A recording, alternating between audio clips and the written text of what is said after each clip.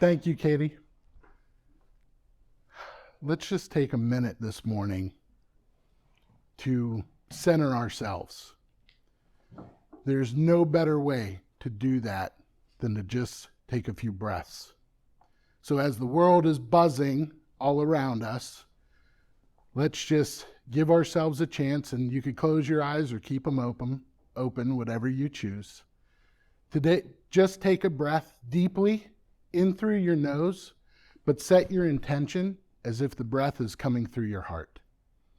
Hold it for just a moment and let it come out of your nose and set the intention that it's coming out of your heart. And let's just do that 3 times just so that we are all here in this moment.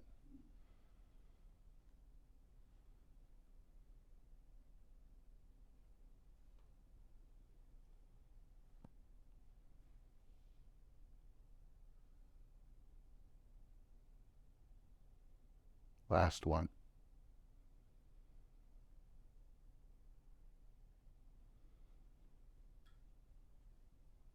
Thank you for being here.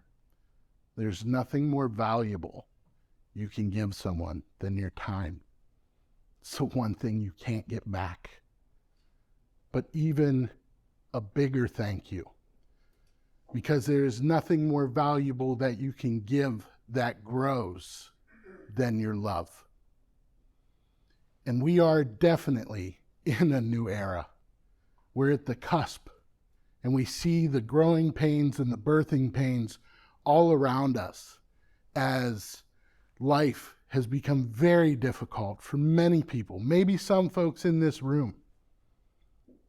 Whether it's struggling with the world at large, with relationship, with knowing your place, with finding fulfillment, there is one key in all the leadership lessons throughout time that has connected people to the peace, the fulfillment, and the power in this life that they're looking for. And I think the best way to share that key is through a quote from the Dalai Lama.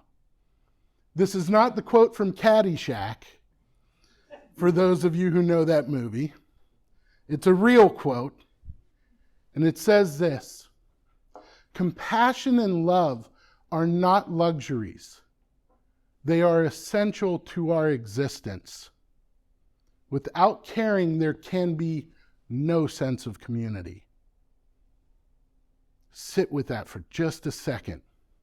How often do we think that compassion is something extra we have to bring, or love is something extra we have to bring because of the way we've framed some of these qualities?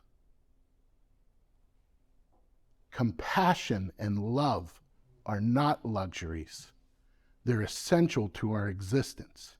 And if they're essential to our existence, then they are essential to leadership.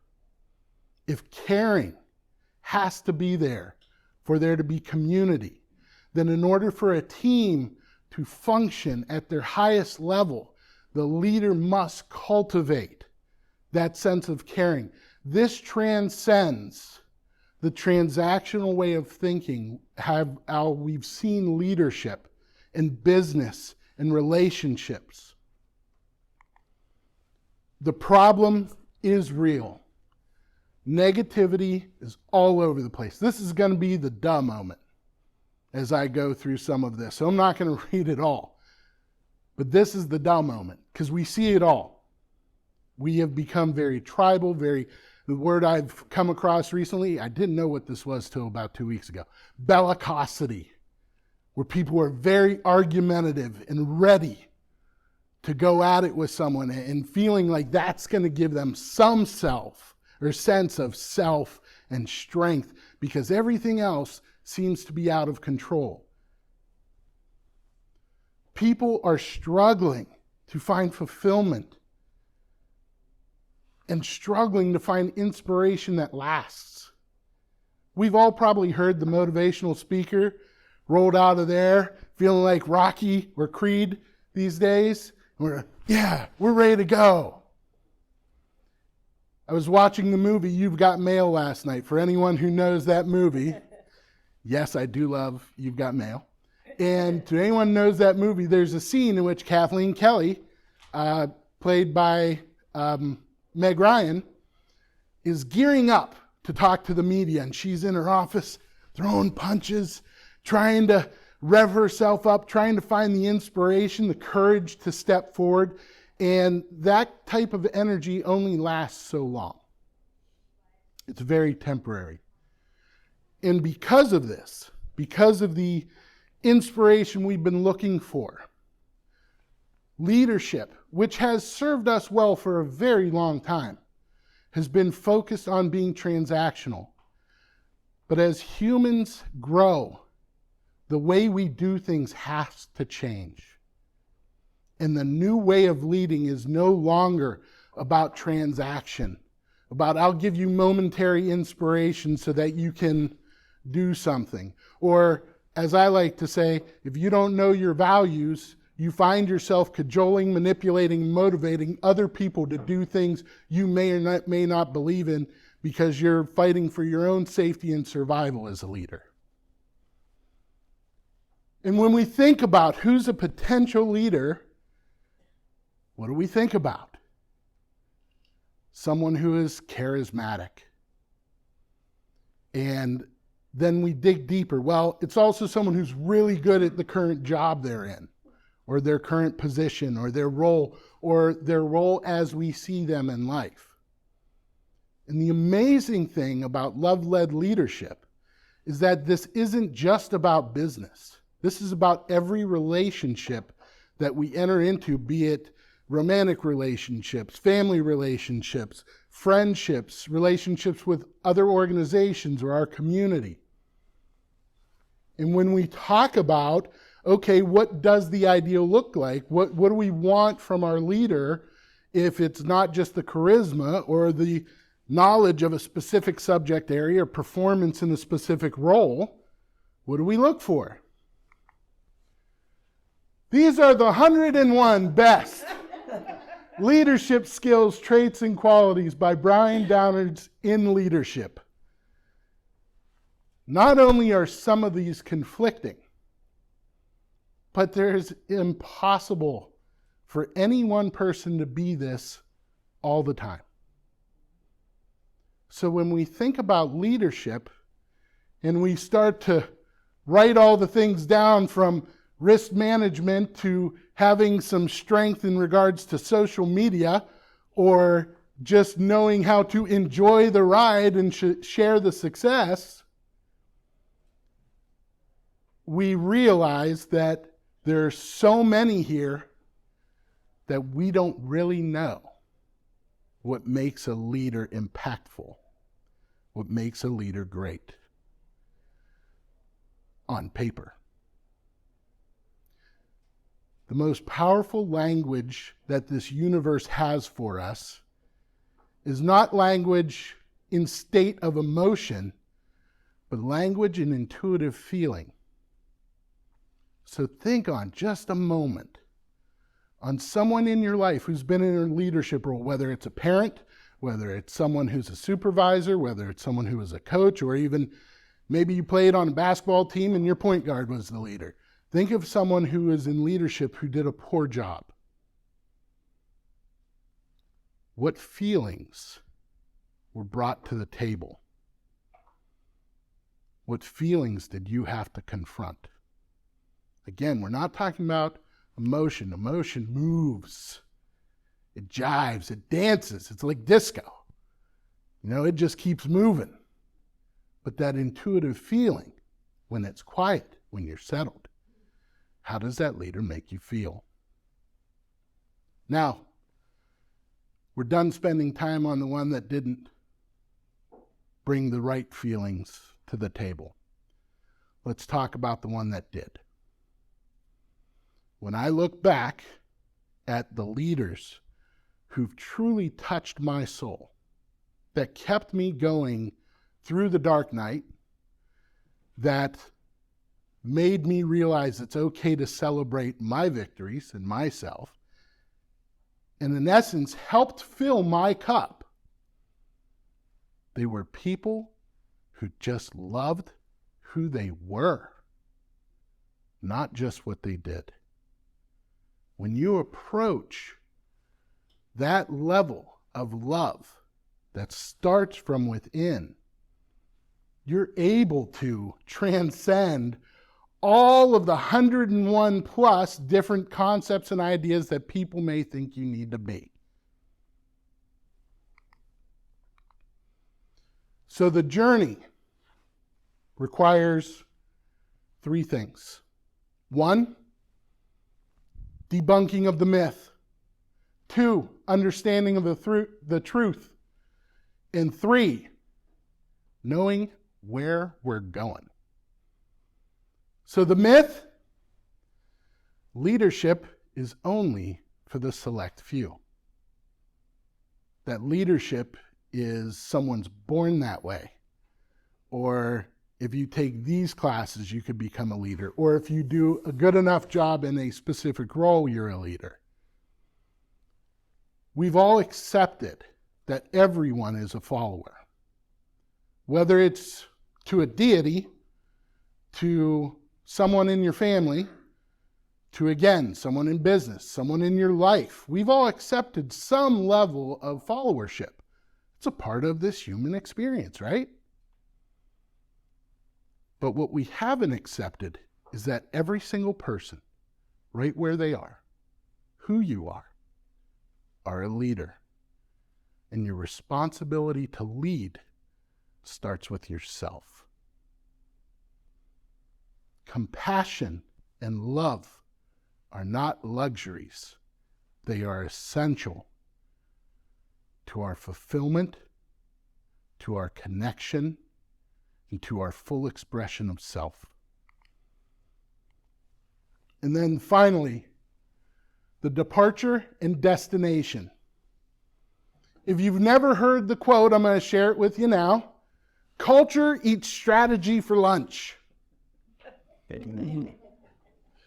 But no one has yet to truly define what culture really is. I'm grateful that I was part of an organization where we did a lot of work around culture. And we developed statements and behaviors and things that we wanted to see happen as a result. And when you focus on what the results should be, that's an indicator. I'm going into a transactional mode. I'm doing these things not because they are true to me, but because I'm trying to get a result. I'm trying to essentially exchange these things for motivation. But when we embrace the fact that strategy is here, let go of the need to define what culture is, and take that 18-inch journey from head to heart, that's the journey of a lifetime. To know thyself. Apparently, I've been on a rom-com kick lately because I also watched Joe versus the Volcano. And there's a scene in there, again, Tom Hanks, Meg Ryan, there's a scene in there in which Tom Hanks is talking with the driver of a vehicle. The limo driver is taking him around and asks a question that leads into asking the driver who the character Joe, Tom Hanks, is. And the driver says to him, "Son, I've spent this whole life trying to figure out who I am. There's no way I'm going to be able to tell you who you are in 10 minutes. So the 18-inch journey from head to heart is the journey of life. It is the journey of leadership. It is the journey of fulfillment, of impact, of connection. So what the future is transformational. Now here's the problem with some of the words that we're going to use today. They've been flippantly used quite often. Love. I love this hamburger. Do you? Do you? I don't care how hungry you were. Or, I love the color purple. Or, I love this, I love that. Or, the other definition of love is, what do you normally think of when people talk about love? Significant other. Significant other. that starts to get us closer.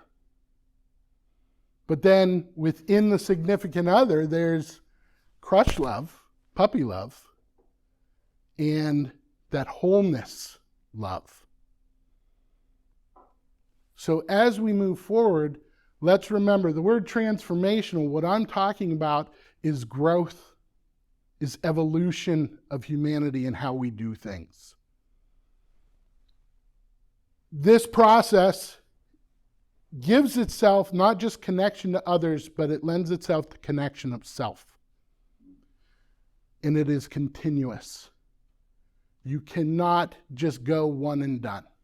You can't just say, pillar one's good. I've done that. I'm good. This process from head to heart is a lifetime journey. No matter where you are, you're in the perfect spot. But don't ever fall into the trap of, I'm done.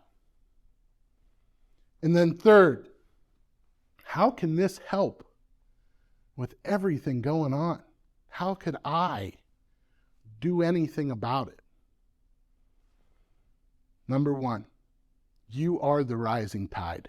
And the only thing you have that you can change and control is your state of mind, your heart, and your journey to some extent.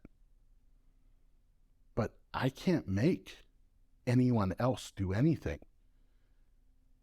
Arguing's certainly gotten us way down the road to connection and solidification, hadn't it? And I'm not saying there are issues out there that aren't worth going to the mats for. There definitely are. But what we're talking about here is doing something that is transformational to yourself that can elevate everyone around you.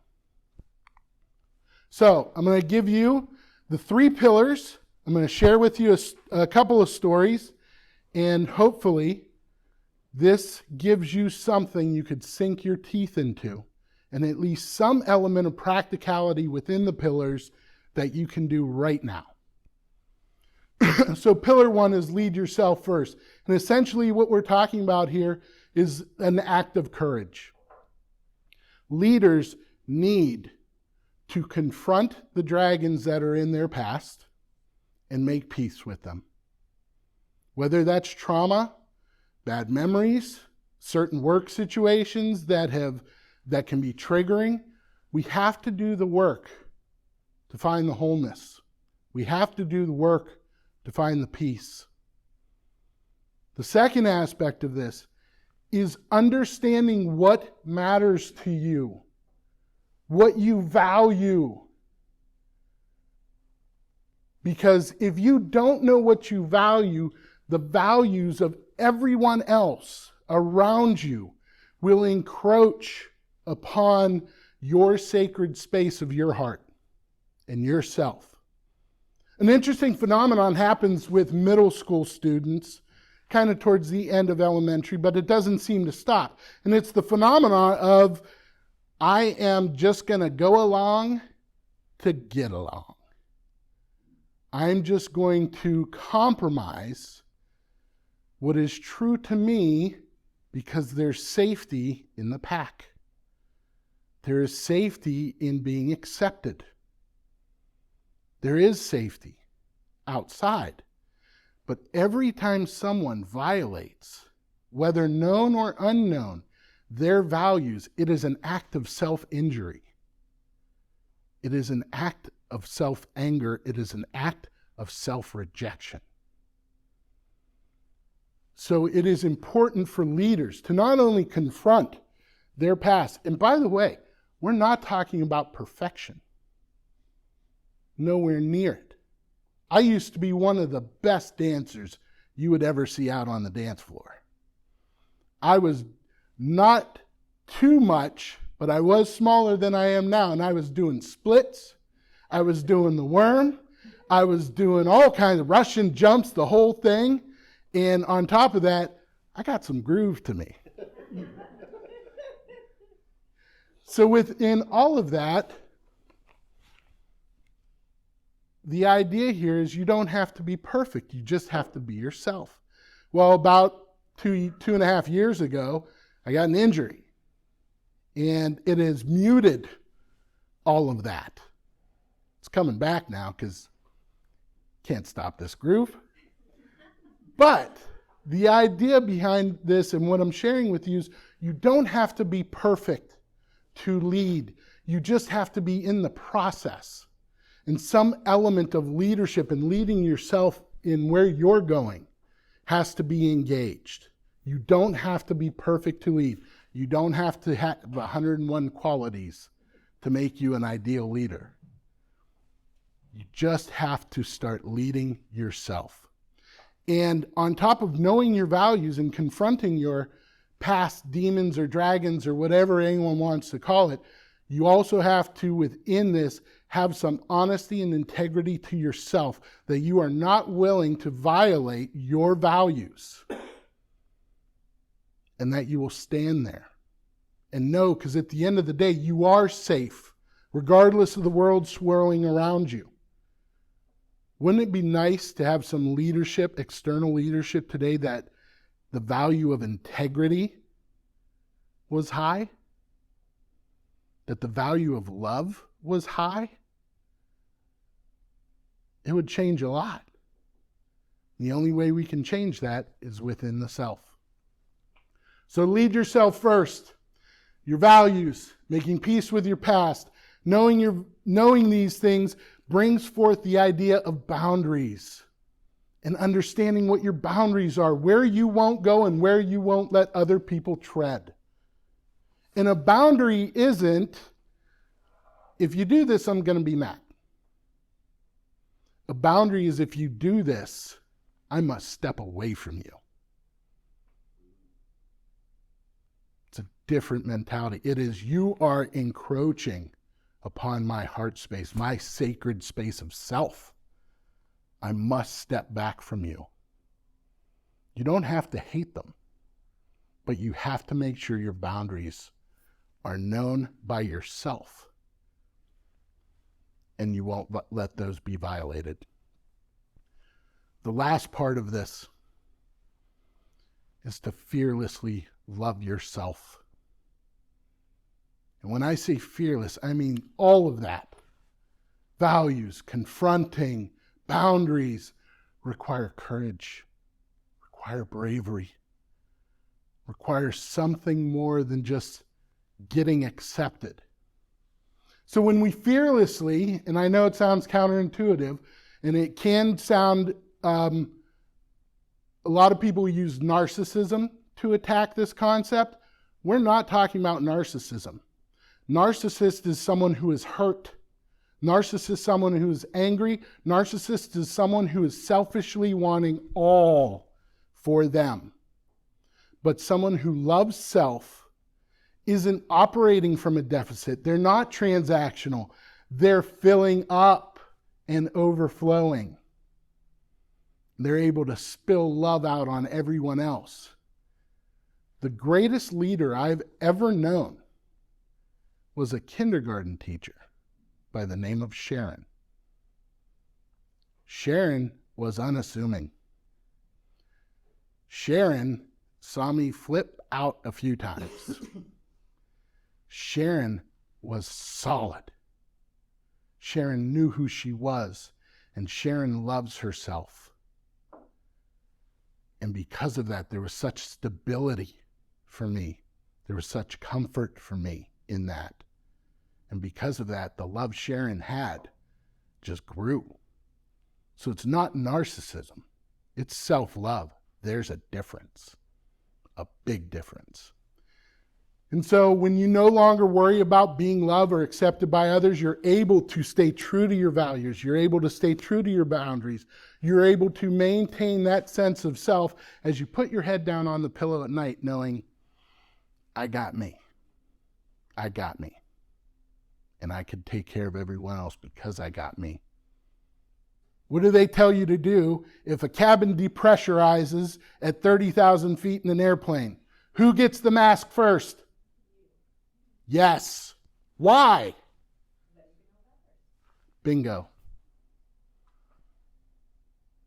Put the mask on yourself first so that you could show up Be your most powerful, authentic, loving self for everyone else. Once you no longer worry about getting the love, once you no longer worry about getting acceptance, the universe has this amazing thing it does, is it holds a mirror up to you. And the love and acceptance that you once seek, that you no longer desperately are looking for, starts to then reflect back, starts to then come back to you. The most wild and outrageous people who are willing to live life right out there, they have a tribe, don't they? They have people who come to them who admire them. They have people who honestly don't get it, but admire them. It's not that they admire them because they're so against the grain. It's that they admire them because they're no longer seeking acceptance from everyone else. They found it internally. Pillar 2, from a place of wholeness, love and lead your people. In business, we know who our people are. They're the ones that either work with us, for us, that we supervise, or that are our supervisors. But this applies past that. This goes into relationships. This goes into the people in your life who are special to you. Your family, your friends, romantic relationships, whatever the case may be. When you are whole, you know your values, you know your boundaries, you've made peace with those things that could trigger you from your past, you are able to then give great comfort to the people you are serving by connecting with them because you care about them, you care about their story, you want to hear from them, and you communicate with them. And this is the first way of communicating. Communication is always a two-way street, but this is the first way of communication. I served 2 different leaders in the same school district, 2 superintendents, right, wrong, or indifferent. The first superintendent, you knew what the job was. Keep things away from him. In other words, handle your stuff. 2, wear a tie. That lesson didn't take for me. This is about as dressed up as you'll see me. And 3, arrive at district events 15 minutes early. You do that, you have a job. I'm not saying that's the right way to measure anything.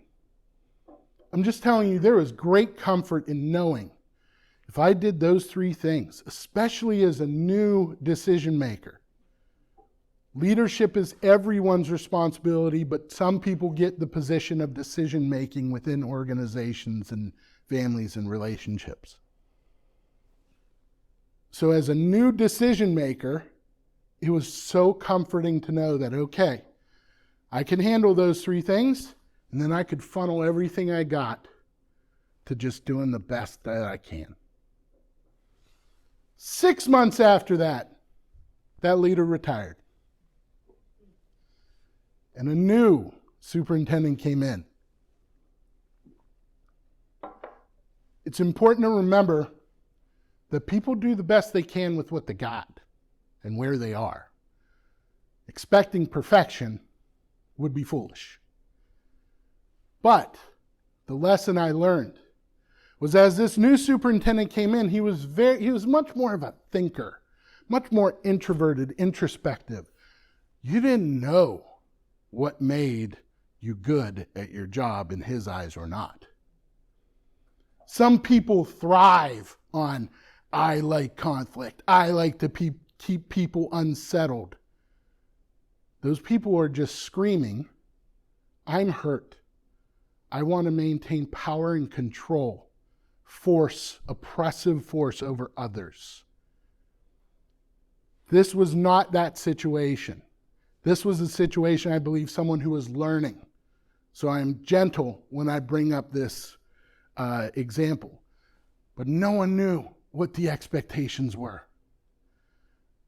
So little by little, what was already shaky in regard to professional relationships, because it was highly competitive, people started to turn on each other in such a way that a phrase that someone used to say to me all the time really comes to mind, and that's, If you're being chased by a lion, you don't have to be the fastest person. You just have to be faster than the slowest. If you are faster than the slowest. And that is what happened. People started to turn on each other to make someone the slowest. When you are not whole as a leader, not perfect, but if you are not whole in your leadership and in leading yourself, you lend yourself to the possibility of not communicating boundaries or guardrails or here's what we'd like you to do, or you can cross over into the realm of, well, we got to do this too. We'll just let Janet do it. And Janet's going, I don't know what is going on here. And we start dumping. It's a no dumping ground. It should be our policy in our businesses and relationships, not putting on more on people than what they've asked for, what they've shown up for. But those guardrails of expectation provide safety, provide empowerment. To lead other people, they need that. They need to know where they're okay. They need to know that they're safe. They need to know what the guardrails are. Because if you believe that everyone has a gift and that everyone has the opportunity to create experiences from their heart for others, in order to get there, they have to be safe.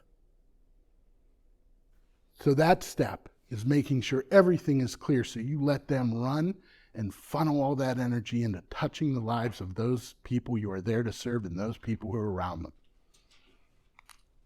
The third pillar, and I cannot stress this enough, it is the third pillar and the critical piece in releasing of an out-of-balance ego. Ego gets a really bad rap.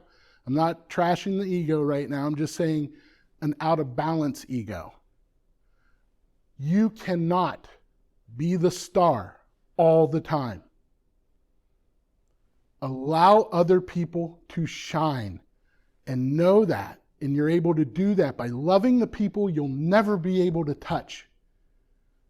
But whether they're your children, your spouses, your friends, your colleagues, co-workers, loving the people that they can touch but you can't is such an act of self and universal love that it changes the idea of dropping a stone into a pond and seeing one ripple go out. Don't be one stone. Be a truckload.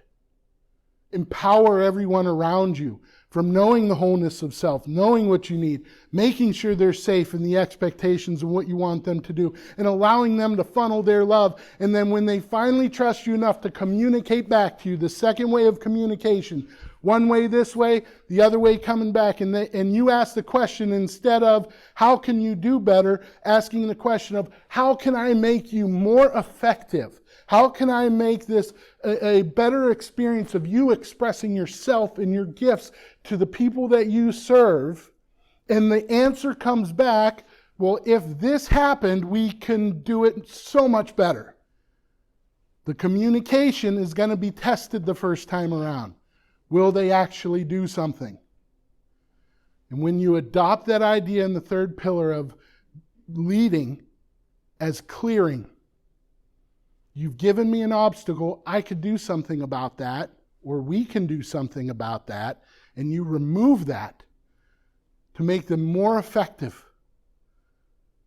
Trust gets built, and the ability to impact far beyond your reach begins. Legacy isn't someone knowing your name 40 years from now, or having a wing of a hospital named, or someone having a scholarship named after them. All those are well and good, but that's not legacy. Because someday, at some point in time, not to be morose, but no one will remember. But the echo of what you put into this world will reverberate. It will matter. When we love, we must embrace the fact that love is like bamboo. I know I lost you with that. Let me explain. Transactional leadership is, I give you this, you give me this, good. Transformational love-led leadership is investment. The bamboo grows under the soil, in the dark, over time, developing a root system for years before it pierces the ground. But when it pierces the ground, Lord help you if you don't want bamboo, because it's coming up. I'm coming up. Love is like bamboo. It doesn't work just overnight. We've seen far too many flippant use of these words. In order for love to really work, it has to be an engagement of a process. But once it comes up, it's unstoppable. Darkness cannot exist in the light, not because they fight, but because once something is lit up, the darkness is gone. Love the people you can't reach. Allow your folks, those you lead, to be stars, to express their love and their gifts. People are leaving workplaces, relationships, friendships at breakneck speed because of whatever conflict arises. Our connection in a world that is so connected has never been more at risk. So why this matters is workplace disconnection, relationship disconnection is on the rise fast. I mean, for crying out loud, as a country, people are talking about another civil war is breaking apart. It's tough. It's tough to hold all of that. And in all of this, we're each on a journey of enoughness, of trying to figure out how we can make a dent. What will make me feel like this time here on life is worth it? And so instead of asking the right question, we ask the question of why am I worthy? What makes me having this life enough? I did that. It was right around 2010. I was 2 years into a principalship of a school of over 900 kids and over 70 staff members. When I was hired in by a superintendent who had ALS, and on his last board meeting, he hired me, and he said to me, "I'm counting on you to turn this thing around." I was already struggling with my enoughness, my worthiness. Over 2.5 and 3 years, it was a brawl in that building. It was an us versus them internal struggle. And frankly, I didn't help it by the way that I approached it. I saw us versus them. It was a toxic building. I walked into a building that I sat in a meeting and after a half hour said, this is the most dysfunctional group of people I have ever been around. People who were supposed to be colleagues and cared about each other were at each other's throats over things that didn't matter and things that happened years before. So we righted the ship with the results. By the end of that 3rd year, you started to see things get really good with results. And I could never have predicted how unhappy I would become. As all the successes mounted, the respect mounted, the awards mounted, I didn't feel like a fraud. I just felt empty. I was relying on all of these things externally to prove to me I was worth it. I went to the darkest place that we could be. I had it planned out. I was going to end my life in late July on a Monday. So there's no way I was going to work. I wanted to do it in late July because that gives staff enough time to grieve before the opening of school. And it would ensure that my assistant principal, who was one badass of a leader, she had love like no one's business. Strong, tough love. I wanted her to be the principal, and I wanted to set the table that they had no choice but to make her the principal. And I wanted to make sure I did it in such a way that when the kids come back into the building, that was all passed and done. So I had it planned out. It was going to be late July on a Monday. As soon as my kids left the house, I was going to do this. What stopped me? Because obviously I didn't go through with it. I had a vision of my kids finding me. And I knew I couldn't do that to them as my last act on this earth. But that didn't change the fact of how distraught and in anguish I was that the thing that I spent years and years and years and years and years trying to obtain, that worthiness of enoughness, was escaping me. So where did it end? It ended, or it began, with two friends of mine sharing with me something they do called a word of the year. Got rid of New Year's resolution. They said, we just focus on one word. I silently said, I could get behind that. What does the world need? It needs kindness, so I'll be kinder. What I found on that journey is I started to change how I talked to myself. I started to become kinder to myself. I started to move from kindness into love. I started to use that love to energize bravery and courage to face down the things that I had to deal with in my own life. It took me on a path. That feeling of discontentment, distraught, hollowness was a messenger saying, you're just out of alignment, Brian. Get back in alignment. Love thyself. That's where I was. And now I'm here. Love matters. In a world that is at each other's throats, in places of work where people are hurting but they won't show each other, and where the demands of what the workplace is supposed to bring has increased and increased and increased and increased at breakneck speed, the only answer throughout all of history is not to strategize. It is to love. Powerful, practical, self and of others. It is time to step forward and embrace the fact that the mission, if there is a mission in this life, is not to find love, but to love. To not create acceptance for yourself, but to accept yourself, and that creates acceptance. That is the path to becoming the leader your younger self would look up to and adore and model themselves after.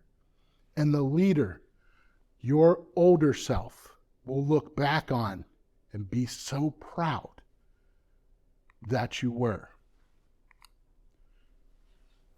I cannot tell you how sacred your time is to me. The only thing you can't get back is your time. And I appreciate you being here amongst your incredibly busy day. I would love to hear more about you, so I'm going to stick around. If you'd like to come and share, just know that that person who was self-injurious and struggling, I love him. I'm not him anymore. But I am here for you in any way possible. And at your table, I've given you two gifts. One is a magnet. Feel free to use at your will. Give it to a friend if you're not a magnet person. And also a special offer if you think that this conversation in a much larger format would be beneficial to yourself, to your team, to those in your life. And there's a special offer that comes with that just because you showed up here today. Just know that if we never cross paths again, I love you. Thank you for giving of yourself today and being present. And if there's any way that I could possibly help you, please feel free to reach out, contact me, because regardless of what happens next, we're in this together. I love you. I got you. Love matters. Go love. Thank you.